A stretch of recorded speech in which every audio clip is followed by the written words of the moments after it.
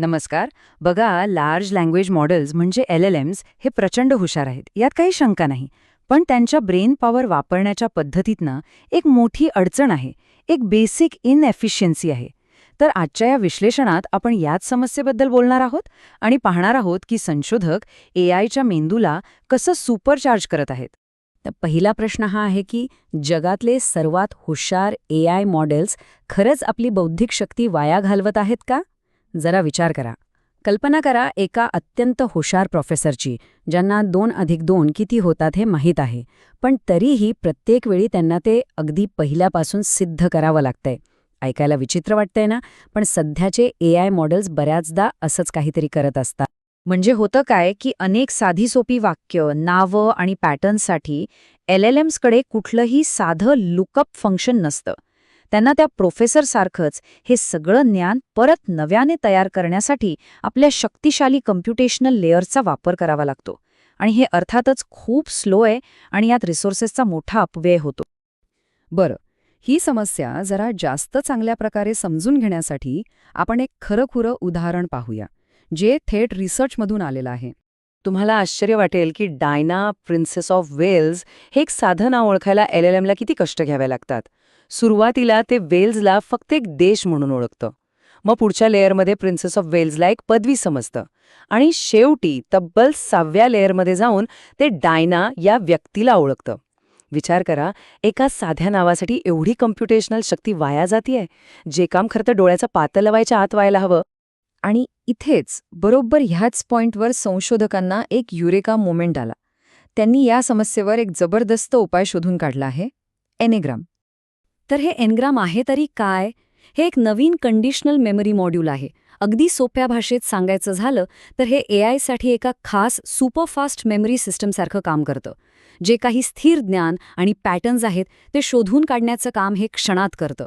आणि सगळ्यात भारी गोष्ट म्हणजे मेमरी कितीही मोठी असली तरी वेळ तेवढाच लागतो. खरं तर ही एनग्राम्स नावाच्या एका जुन्या आयडियाचीच एक मॉडर्न आवृत्ती आहे.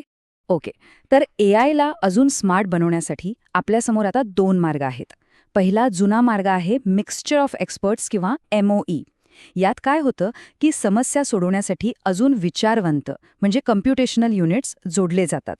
आणि दुसरा नवीन मार्ग आहे एनग्रॅमचा.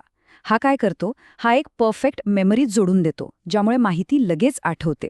म्हणजे थोडक्यात MOE हे कम्प्युटेशनल तज्ज्ञ वाढवतं, तर एनग्रॅम एक पूर्णपणे नवीन स्किलच आणतं, इन्स्टंट मेमरी लुकअप. पण मग एक महत्त्वाचा प्रश्न उभा राहतो, विचार करणे आणि लक्षात ठेवणे यात परफेक्ट बॅलन्स कसा साधायचा? आणि गंमत म्हणजे संशोधकांनी इथे काही अंदाज वगैरे लावलेला नाहीये. त्यांनी स्पार्सिटी ॲलोकेशन लॉ नावाचा एक नियमच बनवला. हा नियम काय करतो तर एका ठराविक बजेटमध्ये न्यूरल कम्प्युटेशन म्हणजे MOE आणि स्टॅटिक मेमरी म्हणजे एनग्रॅम यांच्यात रिसोर्सेसचं सगळ्यात एफिशियंट वाटप कसं करायचं हे गणिताच्या आधारे ठरवतो. आणि निकालांमधून जे चित्र समोर आलं ते अगदी स्पष्ट होतं. बघा, फक्त कम्प्युटेशनवर किंवा फक्त मेमरीवर अवलंबून राहिलं तर चुका जास्त होतात. पण जेव्हा ह्या दोन्हींचं योग्य मिश्रण केलं जातं तेव्हा मिळणाऱ्या ऑप्टिमल हायब्रिड मॉडेलची कामगिरी सर्वोत्तम ठरते. यात चुका सर्वात कमी आढळतात. म्हणजे बॅलन्स इज द की, हेच खरं आहे. तर यातून शिकण्यासारखा सगळ्यात महत्त्वाचा मुद्दा काय आहे तो हा की फक्त जास्त कम्प्युटेशनल पॉवर जोडत राहण्याचा जुना मार्ग आता पुरेसा एफिशियंट नाहीये. संशोधकांना असं आढळलं की साधारणपणे 20 ते 25% बजेट एनग्रॅमला दिल्याने सर्वोत्तम परिणाम मिळतात. पण थांबा, कहाणी इथंच संपत नाही. इथून पुढे एक जबरदस्त ट्विस्ट आहे. एनग्रॅमचे फायदे अपेक्षेपेक्षा खूपच जास्त निघाले. आता साहजिकच आहे, आपण काय विचार करणार की मॉडेलला चांगली मेमरी दिली तर ते तथ्य आठवण्याच्या कामात म्हणजे नॉलेज इंटेन्सिव्ह कामांमध्ये जास्त चांगला परफॉर्म करेल, ही एक सरळ साधी अपेक्षा होती. आणि झालंही तसंच. CMMLU नावाच्या नॉलेज बेंचमार्कवर मॉडेलच्या कामगिरीत तब्बल 4.0 गुणांची सुधारणा झाली. चांगली गोष्ट आहे ही. पण संशोधनातला खरा ट्विस्ट तर हा होता की सगळ्यात मोठी सुधारणा फॅक्ट्स आठवण्यात नाही तर त्या कामांमध्ये दिसून आली ज्यात खोल तर्कशक्तीची गरज असते. हे खरंच अविश्वसनीय आहे. जनरल रिझनिंग, कोडिंग आणि मॅथमॅटिकल रिझनिंग यांसारख्या क्षेत्रांमध्ये अनपेक्षितपणे मोठी सुधारणा दिसून आली. याचा अर्थ काय? याचा अर्थ मॉडेल फक्त सामान्य ज्ञानातच नाही तर ते मुळातच अधिक स्मार्ट झालं. पण असं झालं कसं? म्हणजे फक्त मेमरी सुधारल्याने मॉडेलची तर्कशक्ती कशी काय वाढली? यामागचं मुख्य कारण असं आहे की एनग्रॅम जे आहे ते पॅटर्न्स ओळखण्याचं सोपं काम स्वतःकडे घेतं. त्यामुळे काय होतं की मॉडेलचा जो मुख्य विचार करणारा भाग आहे म्हणजे त्याचा अटेन्शन मेकॅनिझम, त्याला आता मोकळा वेळ मिळतो. कशासाठी? तर जास्त कॉम्प्लेक्स आणि हाय लेव्हल तर्कावर लक्ष केंद्रित करण्यासाठी. थोडक्यात सांगायचं तर एनग्रॅम्समुळे मॉडेलच्या विचारांना एक नवी खोली मिळते. आणि हा बदल प्रचंड महत्वाचा आहे. बघा, एनग्रॅमच्या आधी मॉडेलचं सगळं अटेन्शन किंवा फोकस छोट्या छोट्या पॅटर्न्स आणि फॅक्ट्सना पुन्हा तयार करण्यातच अडकून पडायचं. पण एनग्रॅम नंतर हेच अटेन्शन आता ग्लोबल कॉन्टेक्स्ट आणि गुंतागुंतीच्या संबंधांवर लक्ष केंद्रित करण्यासाठी पूर्णपणे फ्री झालंय.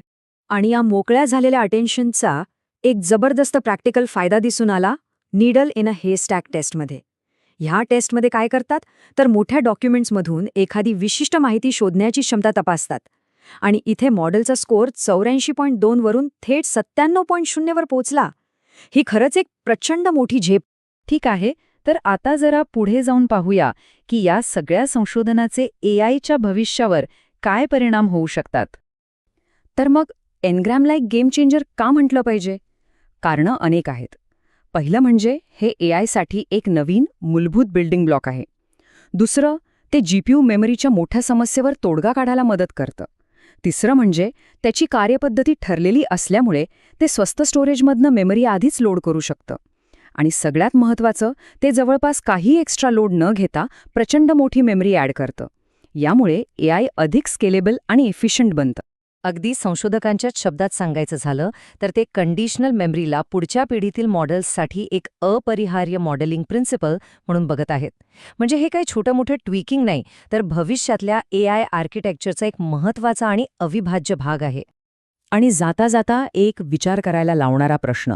जर आपण एआयसाठी नुकतीच एक उत्तम मेमरी तयार केली असेल, तर विचार करा आता पुढे एआयला मेंदूचा कोणता भाग मिळेल?